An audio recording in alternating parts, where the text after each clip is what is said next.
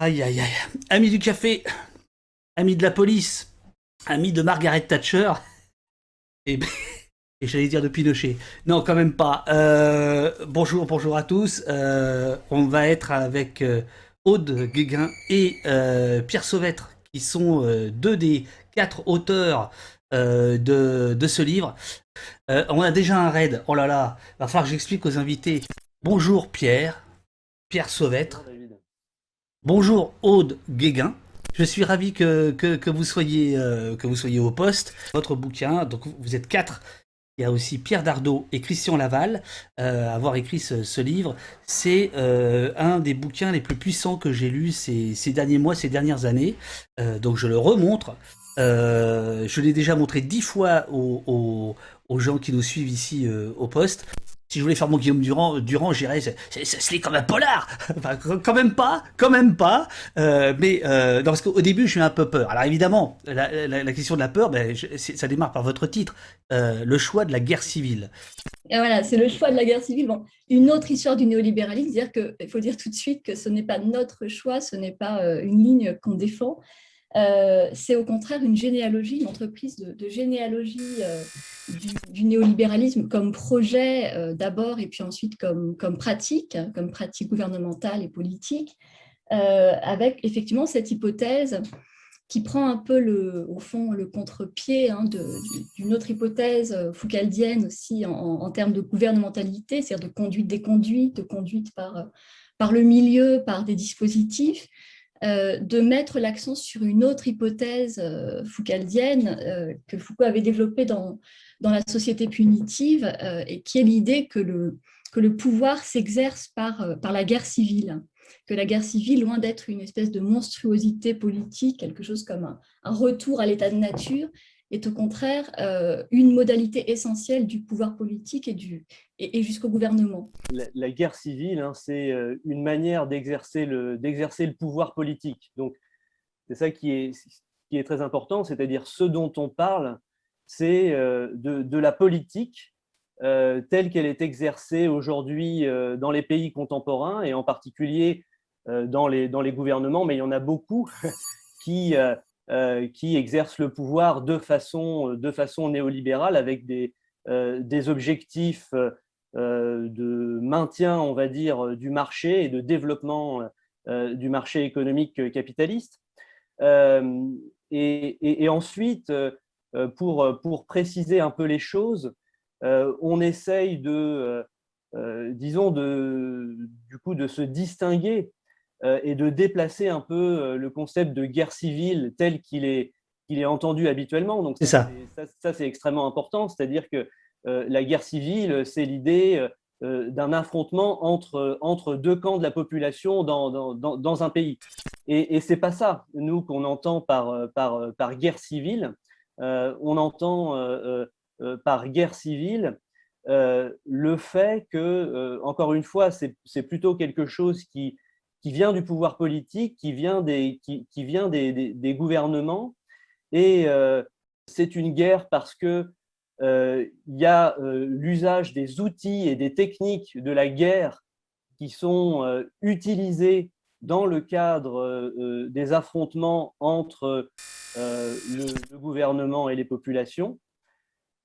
Néanmoins, cette guerre est aussi civile au sens où elle ne se limite pas à ces aspects de répression militaire et policière, mais où aussi elle mobilise d'autres outils. Euh, donc, pour mener cet affrontement, les outils institutionnels, culturels, juridiques, qui sont aussi des moyens à travers lesquels eh bien, un camp produit des ennemis. Ce qu'on dit, en fait, c'est que la politique aujourd'hui, elle est conduite euh, à travers la guerre, c'est-à-dire à travers la production d'ennemis. Euh, les, les populations ne sont pas comprises en fait comme des citoyens qui demandent des droits, qui participent à la vie démocratique, mais ils sont perçus et traités comme des ennemis potentiels. il y a le chapitre 10, notamment sur les gilets jaunes, mais votre bouquin, évidemment, comme il est question du néolibéralisme, en fait, vous parlez de ce qui se passe dans le monde entier. C'est pas une guerre qui serait que ici, etc. Parce que sur la question de guerre, il y a aussi la question on y reviendra, de la militarisation de l'espace public, de la réponse policière militaire, bien que ce soit pas le cœur de cible, si je puis dire, de votre bouquin. Alors je voudrais revenir sur une phrase de Thatcher, 84. Après, on reviendra sur l'histoire du néolibéralisme et où est-ce qu'il remonte, parce que cette phrase me semble importante. C'est après la guerre des Malouines, vous la citez. Elle dit: nous avons eu à combattre l'ennemi extérieur aux Malouines, nous, donc, qui était cette guerre qui était disputée par les Argentins, si mes souvenirs sont bons. Nous devons également être conscients de l'ennemi intérieur, qui est à la fois beaucoup plus difficile à combattre et beaucoup plus dangereux pour la liberté. Est-ce que ça, c'est le début de la guerre civile? Est-ce que ça, c'est une déclaration de guerre civile? Oui, bien sûr, ça s'inscrit complètement dans cette logique de la guerre civile. Ce pourquoi, d'ailleurs, on rappelle cette citation. Mais disons que dire que ça commencerait par Thatcher, non, puisqu'au fond, la scène primitive, si j'ose dire, c'est le laboratoire chilien, c'est le coup d'État de Pinochet, qui est la première véritable pratique et mise en pratique du néolibéralisme, même si justement dans ce chapitre, on essaye de montrer que contrairement à l'idée justement un petit peu répandue d'une simple expérimentation d'un laboratoire et donc de quelque chose qui pourrait se reproduire à l'identique et qui se serait reproduit à l'identique ensuite dans d'autres pays, aux États-Unis, en Angleterre, nous on cherche plutôt aussi à montrer à quel point la dimension expérimentale du néolibéralisme, qui est constitutive de l'ensemble des pratiques gouvernementales et politiques, s'inscrit à chaque fois dans des contextes situés, spécifiques, et au fond ne sont justement pas complètement reproductibles. C'est-à-dire qu'il y a à chaque fois un certain nombre d'éléments propres à une situation, par exemple chilienne ou anglaise, et que les choses ne se reproduisent pas à l'identique. Assez rapidement, vous prenez vos distances avec la théorie de Naomi Klein, mais avec respect quand même, je dois dire. Hein, c'est pas une critique radicale ou frontale. Et ça m'a plu. C'est-à-dire, je me suis dit, ah tiens, c'est marrant, ils ont quelque chose de nouveau à nous raconter. En revanche, donc ce que vous expliquez, alors peut-être qu'il faut rappeler ce qui s'est passé le 11 septembre 71, le coup d'État militaire, aidé par les Américains, enfin par la CIA, et avec les Chicago Boys, c'est-à-dire les économistes de Chicago. Il faut quand même rappeler ce qui s'est passé. Ce coup d'État d'Augusto Pinochet, donc, qui renverse Salvador Allende, hein, qui est un président, un dirigeant socialiste qui avait été élu démocratiquement sur la base d'un programme socialiste assez radical.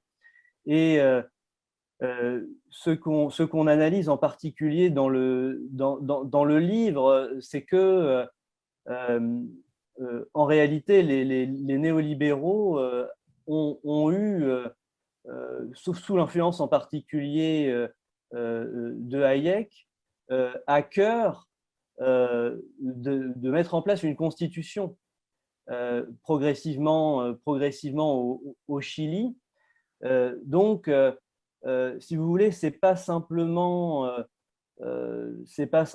le choc répressif et militaire de cette expérience qui a permis la mise en place du néolibéralisme, mais il y a véritablement l'idée de reconstruire entièrement l'espace politique et l'État, et aussi le droit, pour façonner une société tout à fait nouvelle, dominée par le privé, en fait, dominée par l'économie.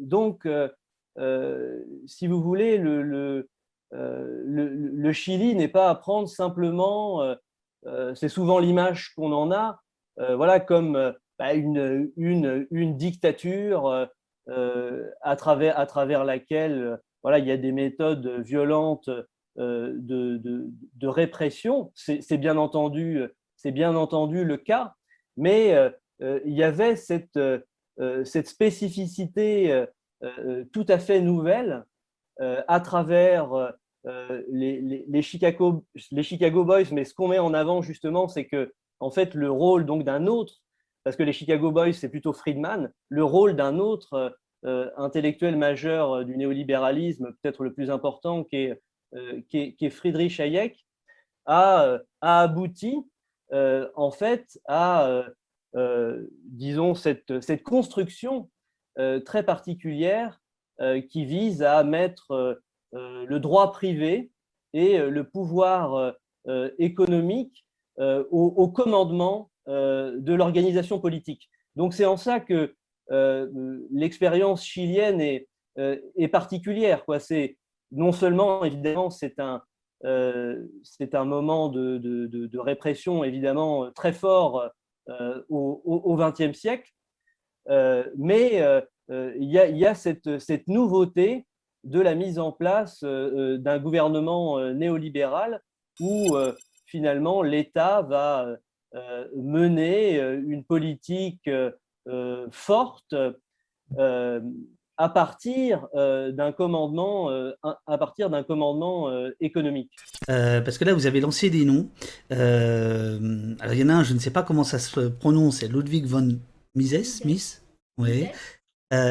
Friedrich Hayek, vous venez d'en parler. Il y a un Français plus ancien, Rougier, Lippmann, Robke. C'est quoi cette dream team du néolibéralisme? Est-ce que vous pouvez nous dire qui sont ces gens, d'où ils sortent, etc. Parce qu'ils voilà, sont les pères géniteurs de tout ça.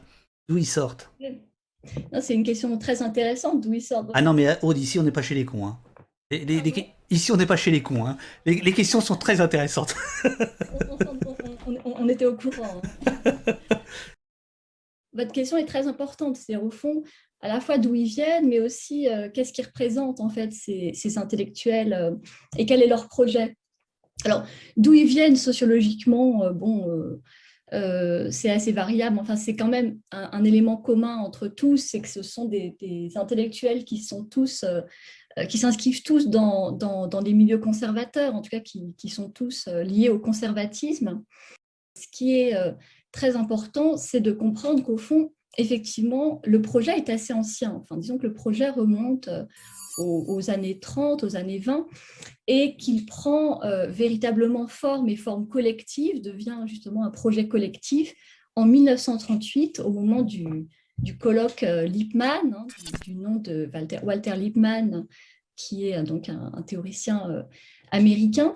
Et ce projet en 1938 à Paris, c'est un projet d'ailleurs, c'est un projet qui s'inscrit dans un moment de crise du libéralisme, hein, marqué à la fois par l'Allemagne de Weimar, par la Russie, enfin, par la montée de ce que les néolibéraux perçoivent comme un collectivisme, et qui implique à leurs yeux de rénover, de refonder, de repenser à nouveau frais le projet libéral, avec effectivement cette idée qu'il y a quelque chose qu'il faut entièrement corriger et qui tient à l'idée d'une forme de spontanéité du marché, d'un marché qui pourrait fonctionner de façon quasiment spontanée et sans l'intervention de l'État, ou avec une forme de retrait de l'État, et qu'au contraire, c'est au fond l'idée qui apparaît et qui devient un consensus, un point d'accord entre tous ces théoriciens, l'idée qu'au contraire, le libéralisme, pour fonctionner, a besoin d'un État et d'un État fort. Oui, alors ça, je vais y venir, parce que ça a été la révélation pour moi de... mais c'est révélation, mais vraiment la lumière est arrivée parce que a priori c'est quoi le mot à la mode? C'est contre-intuitif. Oui. Néolibéralisme et État fort.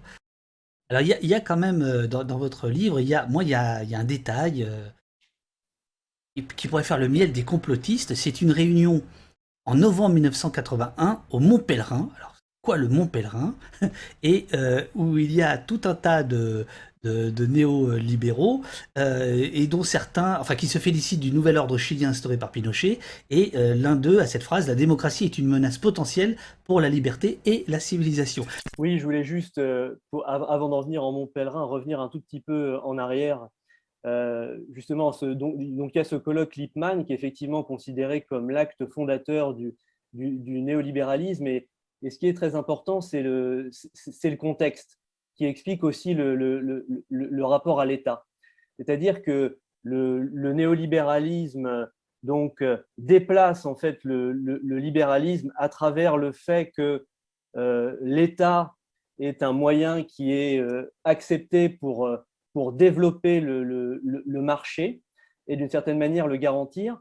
Mais ça, c'est dû au contexte. C'est-à-dire de créer des institutions qui vont s'assurer que le marché restera roi. C'est ça Exactement.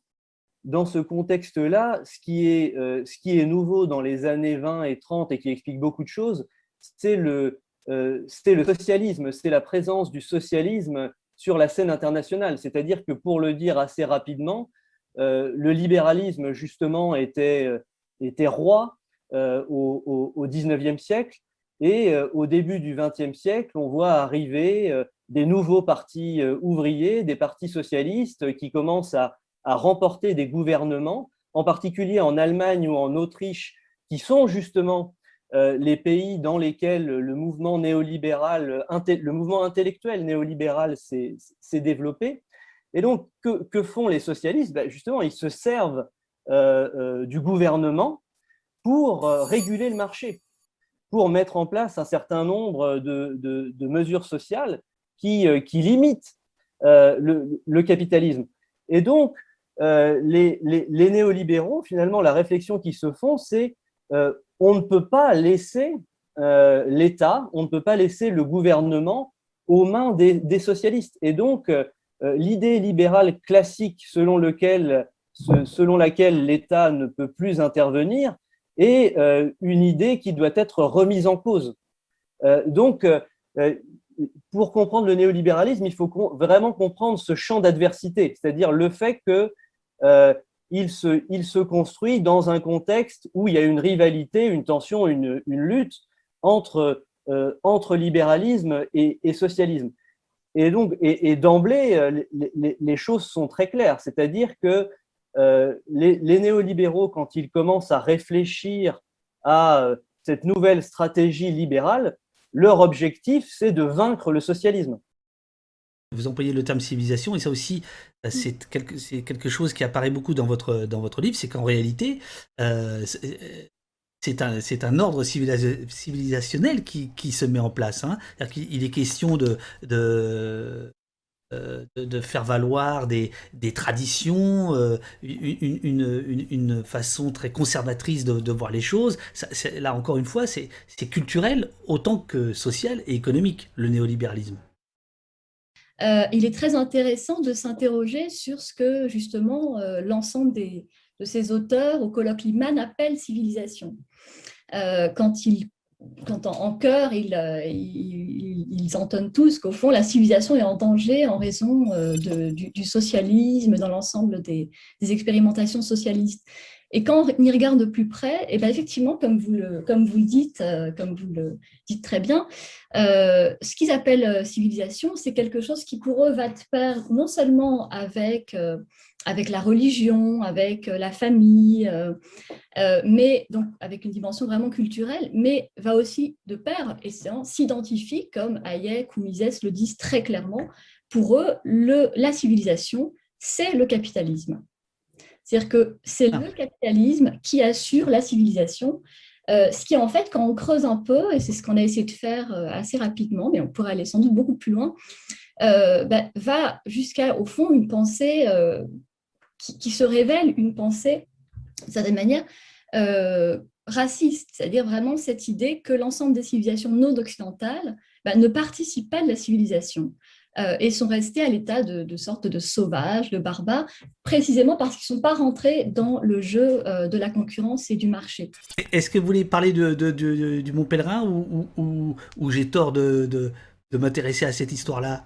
Non, non, pas du tout. C'est extrêmement important. En fait, les participants du colloque Lippmann 238, pour une bonne partie d'entre eux, vont se retrouver en 1947, donc en Suisse, au Mont Pèlerin, près du petit village de Vevey, je crois, pour fonder donc un think tank néolibéral en 47. Donc, et c'était Hayek, le premier président de cette société du Mont Pèlerin. Ça a été le principal fondateur de cette société, qui est une réunion pas seulement d'intellectuels. C'est ça qui est aussi très important. Il y a des intellectuels, mais il y a aussi des journalistes, des écrivains, des chefs d'entreprise, et qui vont donc se réunir pour créer une société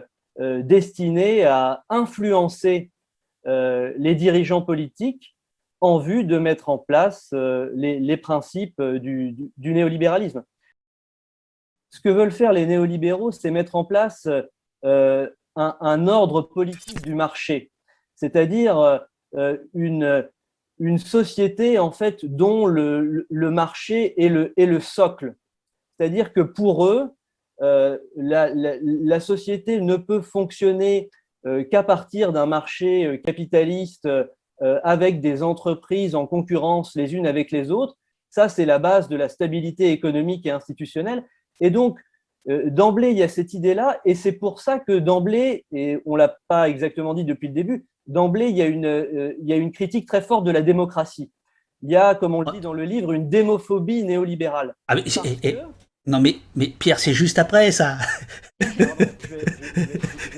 Non, c'était parce que vous aviez cité tout à l'heure en 81 cette réunion donc, pour soutenir Pinochet, et vous avez lu une citation selon laquelle c'est ça. La démocratie est l'ennemi de la liberté. Mais il faut traduire par le fait que la démocratie est une possible perturbation du marché. Et ça, les néolibéraux ne le supportent pas.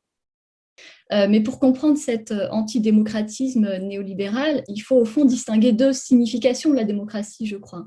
C'est-à-dire qu'il y a à la fois effectivement ce projet de s'opposer radicalement à ce que les néolibéraux pensent comme une forme de démocratie illimitée, c'est-à-dire au fond une souveraineté populaire, dont selon eux la tradition remonte. Ce que vous appelez la démophobie, c'est ça? Voilà.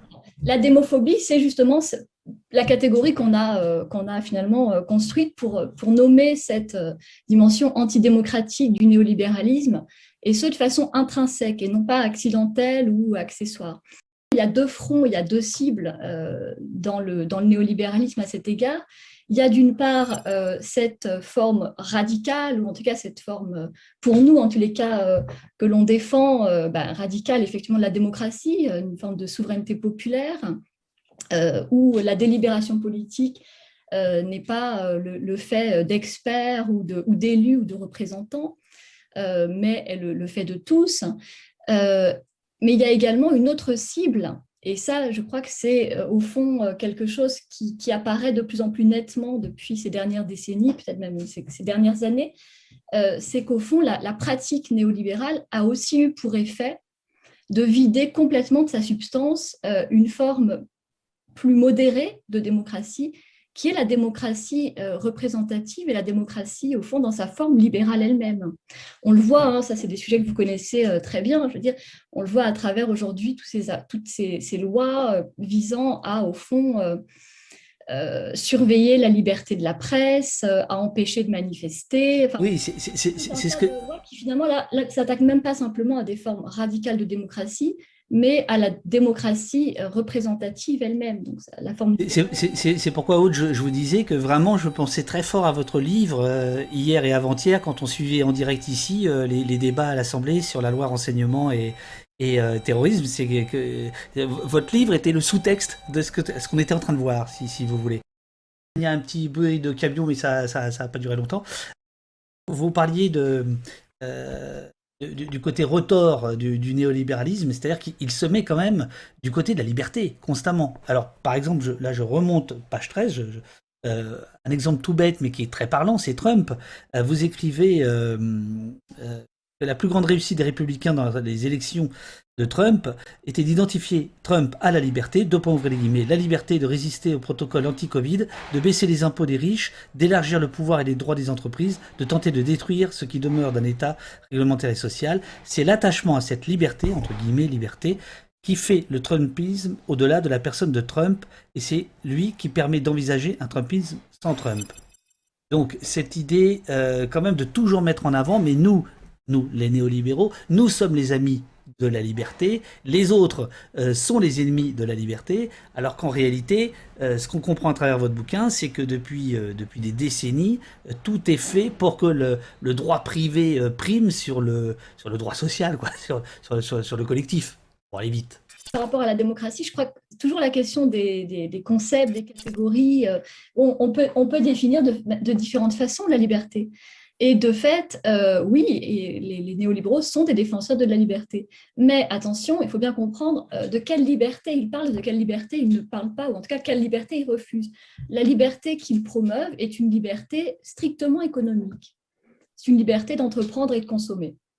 La liberté, en revanche, dont ils se méfient très fortement, c'est la liberté entendue en son sens politique, c'est-à-dire la liberté de participation aux affaires politiques, la liberté de pouvoir justement s'auto-déterminer. La liberté, c'est le fait d'avoir une capacité d'agir, de pouvoir faire des choses. Et pour cela, il faut un certain niveau d'égalité. Pour le dire directement, mais c'est ça, c'est qu'en gros, toute la gauche était anti-liberté. Et toute la gauche était liberticide à travers son idée d'égalité. Et donc, ça fait peur. Ça fait peur et ça explique aussi le succès du néolibéralisme. Il y a ce chapitre 10, gouverner contre les populations, qui évidemment m'a intéressé particulièrement parce que c'est celui qui est le plus directement lié aux relations néolibéralisme et police. Et alors vous avez un terme que je ne connaissais pas, je ne sais pas si c'est de vous, l'énomisation. Hein, ce n'est pas la criminalisation, c'est l'énomisation, c'est-à-dire le fait de rendre l'opposant un ennemi. Et donc ça, c'est ce qui articule un petit peu votre chapitre 10. Vous partez de Foucault. Là, pour le coup, vous prenez un peu un petit peu de distance avec son pacte de sécurité. Alors, je peux lire ça. On doit à Michel Foucault l'idée selon laquelle l'État libéral aurait passé avec la société un. Ouvrez les guillemets. Pacte de sécurité. Alors évidemment, c'est important d'en parler aujourd'hui parce que le terme sécurité étant tellement, ce pacte étant, il faut le signer de notre sang tous les jours, soir et matin. Voilà, un pacte de sécurité qui aurait relayé la relation classique de souveraineté et le système de droit qui en procède. La sécurité promise à la population justifierait les interventions exceptionnelles de l'État, notamment celles contournant la loi. Quand je vous dis qu'hier je pensais à votre livre, évidemment, je pensais à ça notamment. Le primat du sécuritaire sur le régime de la souveraineté étatique se traduirait ainsi par une sorte d'inflation des exceptions dans le but de protéger la société. Ce qu'on a essayé de comprendre, c'est la façon dont aujourd'hui ce pacte de sécurité était profondément remanié, déplacé, voire de manière quasiment abandonnée, puisqu'il s'agit à la fois effectivement de continuer à promettre une forme de sécurité à la population et comme on le montre dans ce chapitre, on le voit néanmoins à travers toutes les politiques assurantielles de l'État pendant la crise, enfin, pendant la pandémie. Bon, il y a bien toujours cette fonction, elle n'est pas complètement, malgré tout, elle n'est pas complètement dépassée, mais il y a cette nouvelle fonction et qui là, pour le coup, est tout à fait propre et spécifique à l'État néolibéral et pas qu'en France. Ça commence dès Thatcher en Angleterre, qui est de, au fond, mater, désactiver toute forme d'opposition, de neutraliser, justement, d'où l'idée d'ennemisation, de neutraliser les ennemis de la loi fondamentale du marché. Et avec un spectre assez large, au fond. Ce qui est quand même assez frappant, c'est qu'on est dans un contexte où les possibilités d'organisation et les risques… Attends, je vais vous lire, et je l'avais noté, Harcourt, Ouais. page 246. Non, mais attendez. Pour Harcourt. Vous avez bien bossé le bouquin, hein. Ah ouais, ouais, ouais, ouais, ouais. Ouais, ouais, ouais. Ouais, non, mais j'ai adoré votre bouquin. Non, franchement, franchement, franchement. Ce nouveau mode de gouvernement obéit, pour Harcourt, ce nouveau mode de gouvernement obéit à un modèle qu'il appelle la contre-révolution sans révolution, c'est ce que vous venez de dire. Donc on sent que c'est. Moi je l'ai bossé, vous l'avez écrit. Un modèle de la guerre pensée comme une contre-insurrection. Elle comprend 3 moments: repérage et isolement de la minorité dangereuse pour une surveillance générale de la population, afin de distinguer amis et ennemis. Donc là, tous ceux qui nous écoutent, euh, lâchez votre tasse, écoutez bien, hein. Donc ensuite, écrasement de la minorité dangereuse par tous les moyens légaux ou en voie de légalisation. Et là, on pense évidemment à toutes ces lois, à cet empilement de lois sécuritaires et autres, notamment en France. Adhésion de la population générale aux objectifs de la guerre par tous les moyens possibles, idéologiques mais aussi judiciaires. Voilà, ça c'est la pensée d'Harcourt.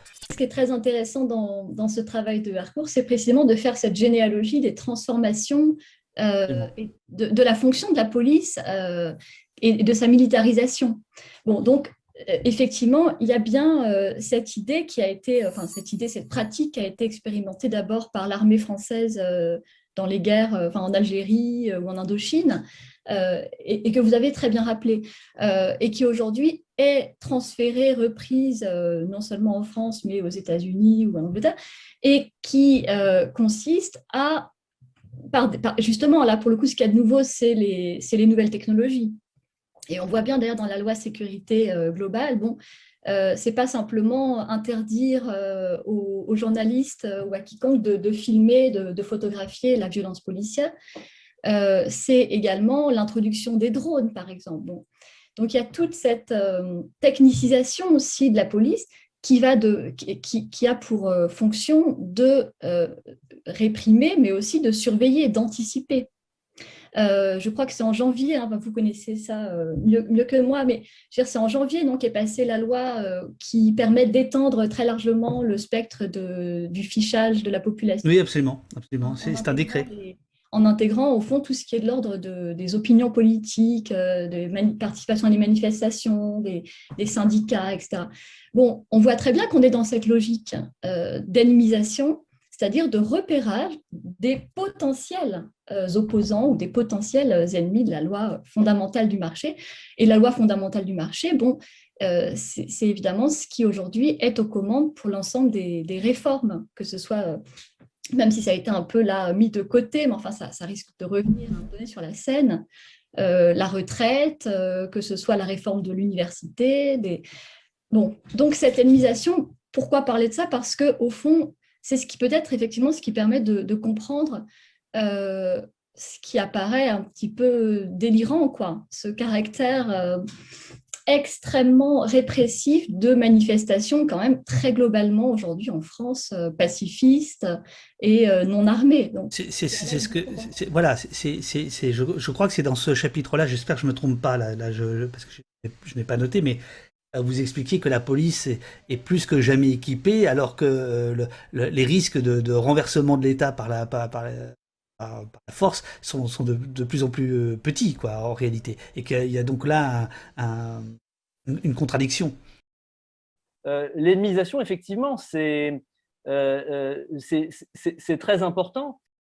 On ne voit plus la société comme un espace démocratique, comme un espace entre des citoyens où on discute du bien public, mais en fait, on perçoit la société comme une guerre. Hein, les discours, les pratiques construisent en fait l'espace politique comme une guerre entre des ennemis, c'est-à-dire les gilets jaunes ne sont pas des gens qui revendiquent, c'est ça le fond de l'affaire, ne sont pas des gens qui revendiquent des droits, qui demandent plus de démocratie ou plus de pouvoir d'achat, ce sont des ennemis de l'ordre public. Donc ça va au-delà de l'idée d'une criminalisation des mouvements sociaux, c'est l'ennemisation, c'est-à-dire c'est le fait de voir les mouvements sociaux comme des agressions vis-à-vis de la société. Et donc, cette logique d'ethnisation, ce qui est très inquiétant, c'est qu'en fait, c'est un puits sans fond. C'est un puits sans fond, c'est ça. Alors, je suis embêté parce que le fameux passage que je voulais vous lire, bah, en fait, vous venez de le dire. Mais je vais quand même le lire pour ceux qui arriveraient. C'est toute la contradiction des États néolibéraux. Ils doivent continuer à protéger la population tout en l'insécurisant par la diminution des protections sociales qu'ils apportent. C'est cette double contrainte qui conduit au développement d'une violence spécifique de l'État néolibéral. Et là, par contre, je vais vous dire un truc. La suite de la phrase, je me suis dit, ah, ils sont chiés quand même. Il s'agit d'analyser en dehors des généralités sur, ouvrez les guillemets, la violence légitime, fermez les guillemets. J'ai pris ça comme une attaque contre mon film, puisque tout mon film c'est sur la question de la violence légitime, mais ça m'intéresse, parce que je comprends très bien ce que vous voulez dire par là. Vous voulez dire, et c'est ce que Aude l'a balayé d'un coup en disant, bon allez, l'État a la violence légitime, passons à autre chose. Si on reprend la phrase de Max Weber, c'est l'État revendique pour son propre compte le monopole de la violence physique légitime. Est-ce que vous pensez qu'on a tort de discuter de cette revendication, qu'il vaut mieux aller sur la nature de l'État ou sur la nature du néolibéralisme? Est-ce que, voilà, j'ai bien aimé, hein, enfin j'ai bien aimé, je trouvais ça un peu dur, page 234, j'en arrive là, merde. Ce qu'il s'agissait de penser dans ce chapitre, c'était pas la violence de l'État en tant que telle, et donc le monopole de la violence légitime, même si ça demeure, hein, par ailleurs, évidemment, un arrière-plan. Et je pense d'ailleurs que dans le chapitre, on le rappelle aussi. Bien sûr. Ce n'est pas l'État néolibéral qui invente la violence et qui découvre les fonctions ou l'utilité de la violence et de la fonction répressive de la police. Non, comme dans le passage que vous venez de lire, ce qu'on dit, c'est qu'il s'agit justement d'essayer de cerner plus précisément la spécificité du recours à la violence par l'État néolibéral. Dans ce chapitre, il y a aussi une phrase qui m'a intéressé. Vous dites qu'il ne faut pas faire de la police la seule cible politique. Oui, alors là, bon, on touche à un point qui est peut-être au fond propre à la ligne que nous, on entend aussi défendre, hein, politiquement dans ce livre. Donc, je le dis parce que c'est certainement discutable et il y a d'autres positions, évidemment. Mais disons que nous, dans ce livre, on a essayé effectivement de pointer les limites de la position qui consisterait, au fond, d'une certaine manière, à se focaliser uniquement sur la question de la violence policière et à considérer que, au fond, on pourrait penser cette dimension de la violence policière de façon autonome, sans la réinscrire dans le moment très spécifique dans lequel on est, qui est celui d'une néolibéralisation accélérée de la société depuis maintenant une trentaine d'années. Je le traduis. C'est-à-dire, réfléchir à la police seule est insuffisant. Réfléchir police, milice du capital, ça devient déjà plus intéressant. C'est ça que vous voulez dire ou pas? Milice du capital, encore une fois, parce que la notion de capital, là aussi, on pourrait dire, voilà, le grand capitalisme, bon, le capitalisme néolibéral. Mais de fait, si vous avez été jusqu'au bout du livre, ça va de pair avec effectivement une critique, ou en tous les cas un désaccord avec une posture qui serait insurrectionnelle. On y viendra. Ça, c'est le dernier chapitre. Oui. Non, mais comment ça? Si vous êtes allé jusqu'au bout, je suis allé jusqu'au bout. Regardez. Oui, j'ai bien. Non, je rigole.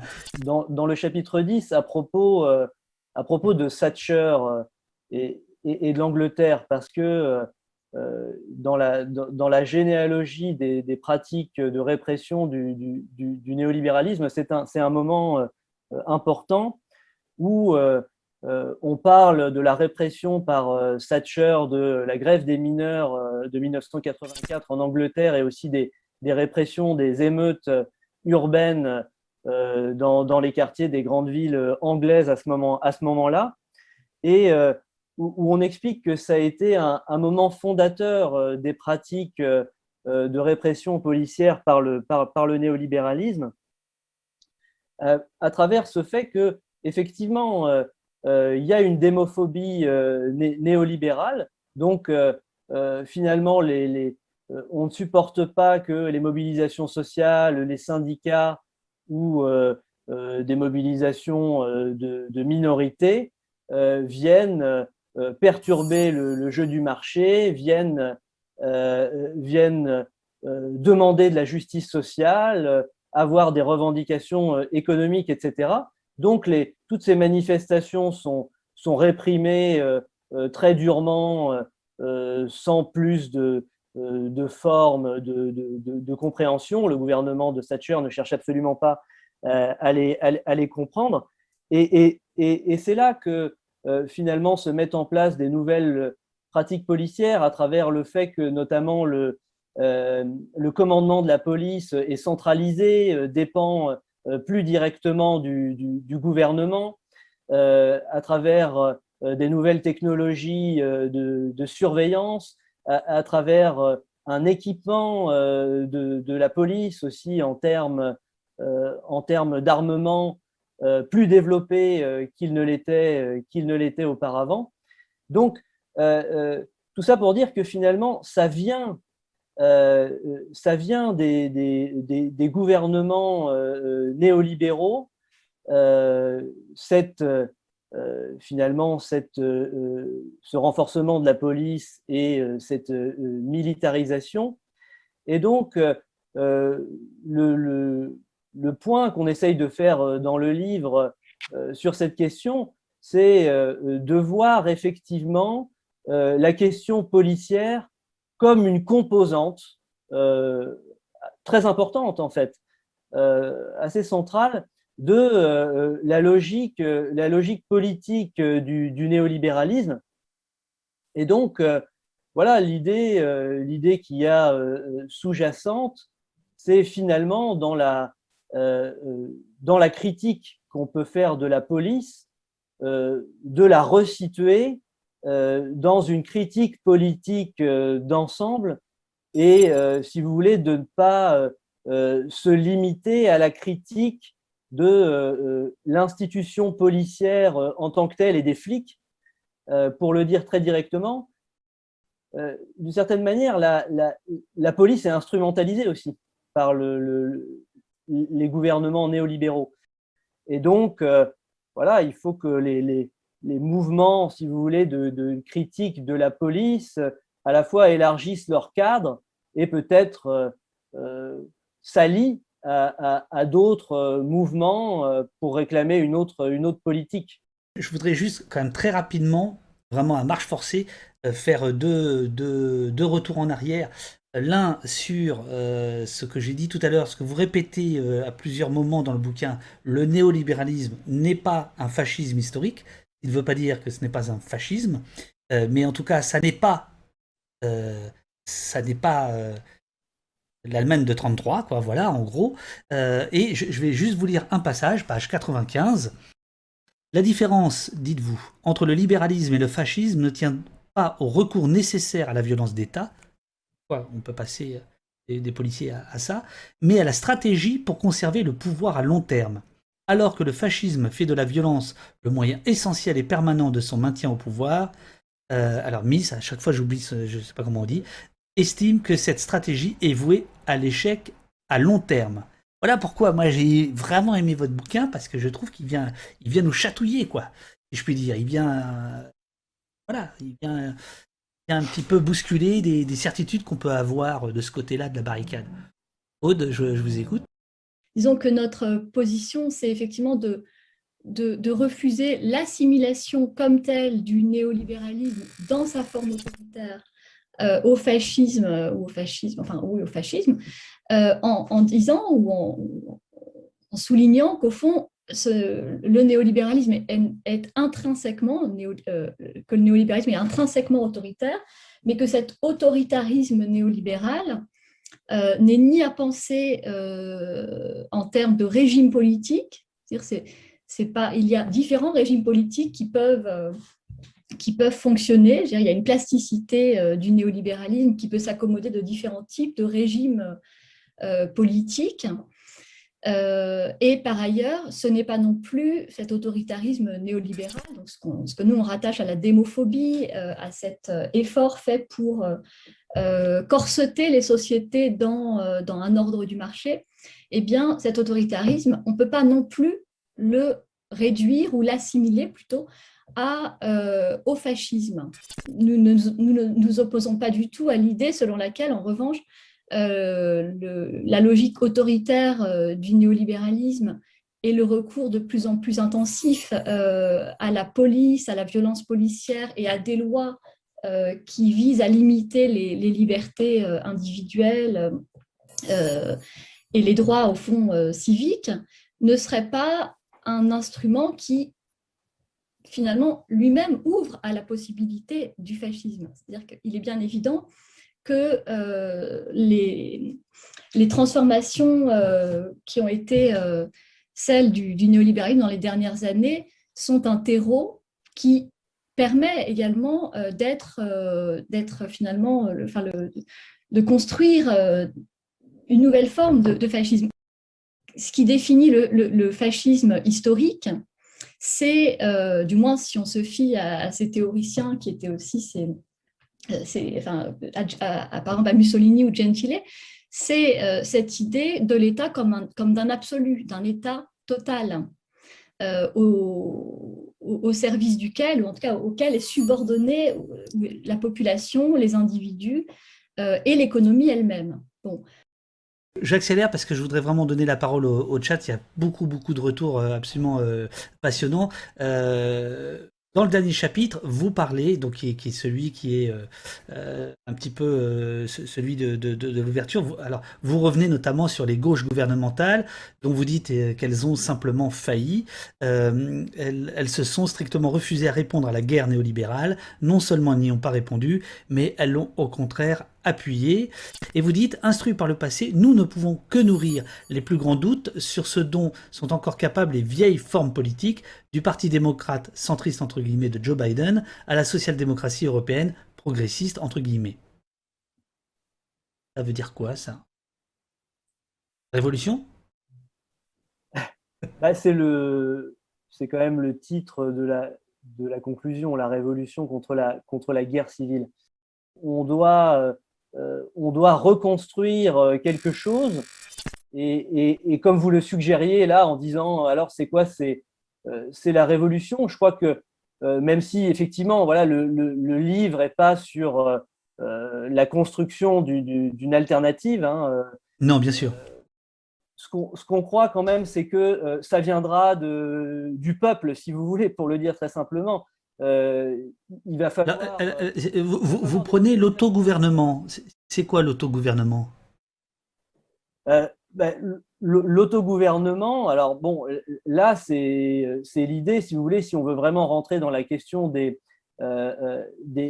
alternatives, que on a quand même de sérieux doutes sur la capacité du système politique actuel, des partis politiques et de la démocratie représentative à pouvoir résoudre les problèmes sociaux, économiques, écologiques auxquels on fait face aujourd'hui. Et donc, effectivement, la position sur laquelle on serait, ce serait celle d'une modification finalement très profonde du système politique. L'autogouvernement, ce serait un système fondé sur une démocratie plus directe avec des assemblées populaires où enfin on serait dans une véritable démocratie. Parce que là, ce n'est pas le cas. Alors, je vais vous le lire. Hein. Une réponse à les faveurs d'une fraction de l'extrême gauche radicale, elle entend répondre à la guerre néolibérale par la posture insurrectionnaliste et la violence émeutière. En d'autres termes, cette fraction de l'extrême gauche entend jouer le jeu de la symétrie guerrière à la manière blanquiste. Ça va pas plaire la suite va pas plaire à une partie du chat. En s'attaquant à des pseudo-symboles, les groupes de jeunes autonomes ou les Black Blocs s'autodésignent comme l'ennemi barbare dont les actions vont légitimer toutes les limitations des libertés par l'État au nom de la sécurité, entre guillemets. Ils en viennent d'eux-mêmes à la place exacte où ils sont attendus. Ils en viennent d'eux-mêmes à la place exacte où ils sont attendus par le pouvoir qu'ils croient combattre. Quand vous écrivez ça, qu'est-ce qui vous prend? Qu'est-ce qui nous prend? Non, mais en Je- fait, bon, comme vous dites très bien, c'est un chapitre conclusif, peut-être plus personnel, plus direct aussi, parce qu'au fond, ce qu'il faut dire pour ceux qui n'ont pas lu le livre, c'est que c'est vrai que la totalité du livre est assez clinique, hein. Euh, Absolument. voilà, Et c'est ce qui en fait, je trouve, sa force. il n'y a pas besoin d'en dire plus, quoi. Absolument, absolument. Il y a peut-être aujourd'hui un certain nombre de candidats, enfin de candidats en termes de stratégie sur la table actuellement dans l'extrême gauche ou dans la gauche radicale, qui nous semblent au fond assez dangereuses et en tous les cas assez limitées ou limitantes, voire piégées d'avance. Après nous avoir, comment dirais-je, charmé, enfin charmé, effrayé, mais charmé par la démarche intellectuelle, etc., on prend des coups personnels. Alors, et notamment, page 317, tout fétichisme identitaire doit être rejeté, qu'il concerne des identités minoritaires, entre guillemets, sur lesquelles joue le néolibéralisme dit progressiste pour en faire des clientèles électorales, ou l'identité majoritaire sur laquelle s'appuie le néolibéralisme réactionnaire au nom des valeurs traditionnelles. Là, c'est quand même... c'est assez courageux de sortir ça maintenant. Ben, disons que c'était vraiment lié à ce dont je parlais tout à l'heure, c'est-à-dire ce dédoublement stratégique qui a permis, au fond, à la gauche, enfin la gauche du gouvernement, hein, de finalement s'approprier un certain nombre de valeurs qui étaient au départ issues des mouvements de contre-culture et qui ont été repris par la logique néolibérale, mais vidés complètement de leur substance contestataire. Ce qu'on dit tout de même, c'est que, et ça c'est central dans le livre, c'est que cette logique de l'ennemisation aujourd'hui, elle est centrale pour les gouvernements pour mener des politiques répressives et antisociales. C'est-à-dire que les gouvernements néolibéraux, puisqu'ils mènent une politique économique en fait profondément inégalitaire, ne peuvent pas tabler sur leurs résultats économiques. Ça fait 40 ans que le chômage ne baisse pas, ça fait 40 ans que les inégalités s'accroissent toujours plus. On nous parle de la dette et on fait des politiques au nom de la dette, mais la dette ne se réduit jamais, donc ils ne peuvent pas tabler là-dessus. Et donc, ils ont besoin de cette logique de l'ennemi pour continuer à gouverner en disant aux populations, et c'est ça le nouveau pacte de sécurité. Regardez, il y a cet ennemi qui nous perturbe, et la fonction finalement du gouvernement devient celle de réprimer cet ennemi, de l'empêcher d'agir et d'avoir des effets négatifs. La guerre civile, c'est finalement admettre le terrain qui est imposé par l'adversaire, et donc justement, il nous semble que contester strictement l'institution policière, se mettre dans une logique émeutière, c'est rentrer finalement dans ce jeu de la guerre civile. C'est pas du tout une position morale, par exemple, contre l'émeute ou contre même l'usage d'une certaine violence dans les manifestations. C'est plutôt d'un constat d'inefficacité. Mais le constat sociologique qu'on fait aussi, c'est qu'à chacune de ces manifestations, eh bien, les médias s'emparent de tout ça, justement, pour eh bien, rendre inaudibles, rendre complètement transparentes les revendications démocratiques, comme ça par exemple était le cas des Gilets jaunes, pour se concentrer sur les casseurs, sur les violences, sur cette place de l'ennemi. Je voudrais pas qu'on réduise votre travail, votre livre à ces quelques phrases-là. Évidemment, je vous titille puisque vous les écrivez aussi pour nous titiller, etc. Mais je pense que c'est assez clair et je vois que dans le chat, ça a provoqué des débats et c'est ça qui est bien, quoi. Voilà. Rubik Léo vous vous demande, les politiques n'ont-ils pas perdu la bataille, je vois que la DGSI revient, face au néolibéralisme?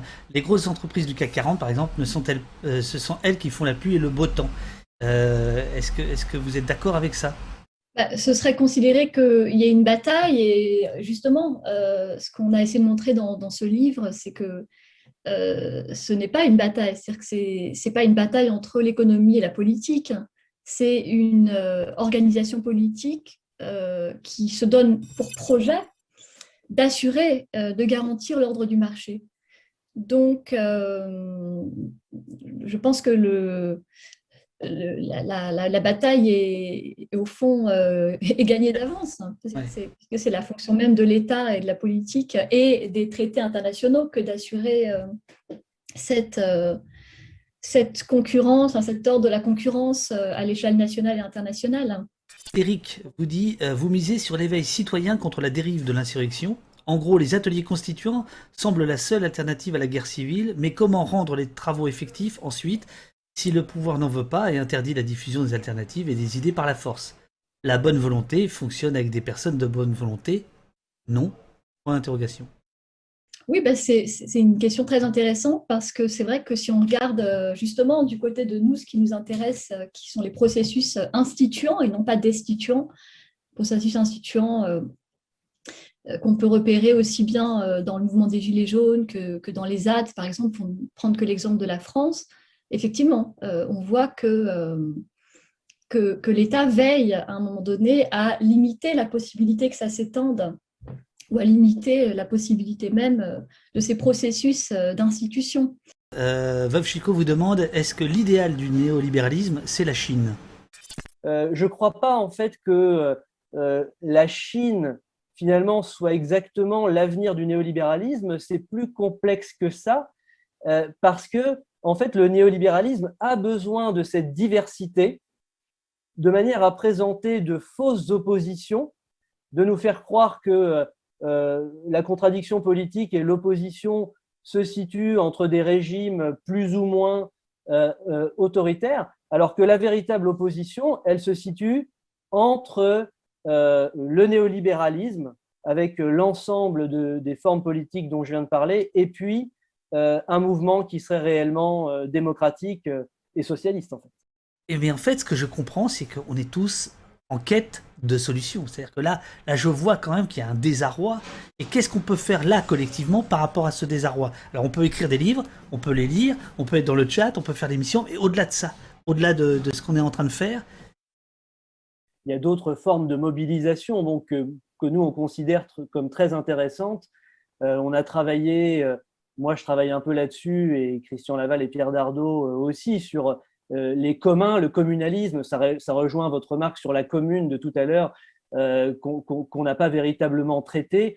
Il y a aujourd'hui un ensemble de mouvements, justement, qu'on regroupe sous le nom de communs, qui sont des mobilisations de communautés d'utilisateurs pour gérer des ressources de manière sociale et écologique, qui sont très importants dans les formes de dépassement du capitalisme qu'on peut trouver. Bon, il y a des expériences dans le monde qui sont connues, hein, mais extrêmement intéressantes. Donc, j'ai évoqué la ZAD de Notre-Dame-des-Landes, mais il y a aussi le Chiapas, le Rojava. Et disons que une des voies possibles de sortie du capitalisme, ça peut être la coagulation des expériences de ce type. Mais si vous voulez, pourquoi aussi c'est difficile? Parce que le contexte est très mauvais. On le sait aujourd'hui en France, la gauche est à la ramasse. Une partie des partis de gauche est complètement phagocytée par la logique même d'un néolibéralisme réactionnaire. On voit certains partis dits de gauche qui vont aux manifs police. Donc ça, c'est inquiétant. Donc effectivement, il y a d'autres partis comme la France insoumise qui quand même sauve un peu les meubles. Je veux dire, voilà, qui eux ne sont pas, on n'est pas d'accord avec tout, mais qui eux au moins ne sont pas pris dans cette logique du néolibéralisme. Ça sert à rien aussi de faire des plans dans une boule de cristal. Ça demande une mobilisation très, très importante du peuple et la reconstruction de tout un paysage politique. Mais effectivement, moi, il me semble que les notions de commun, de communalisme, de confédération peuvent être des notions qui nous servent à construire autre chose. Aude, le mot de la fin vous revient. Ah, le Ah mot de ouais? la fin. Non, moi, je pensais renchérir sur ce que disait Pierre, mais si c'est le mot de la fin, peut-être que c'est... Non, allez-y, faites comme vous voulez, vous êtes chez vous, vous êtes chez vous, vous êtes chez vous. Non, peut-être juste pour... Il y a des gens dans le chat qui disent que c'est l'émission la plus passionnante de toutes. Je suis non, d'accord. alors même si, Je suis d'accord avec eux. Je suis d'accord avec eux. c'est très sympa en tous les cas. Mais non, en écoutant Pierre, je pensais aussi à cette question, puisque tu as dit à plusieurs reprises, bon, la question de l'utopie, faire des plans dans des boules de cristal.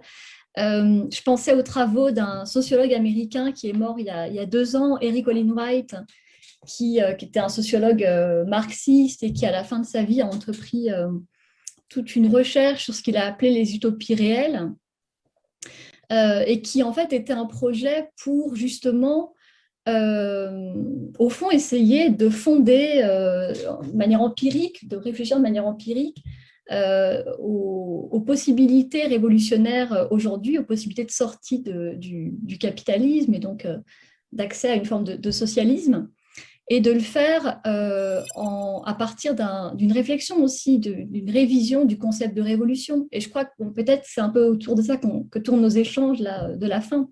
Absolument.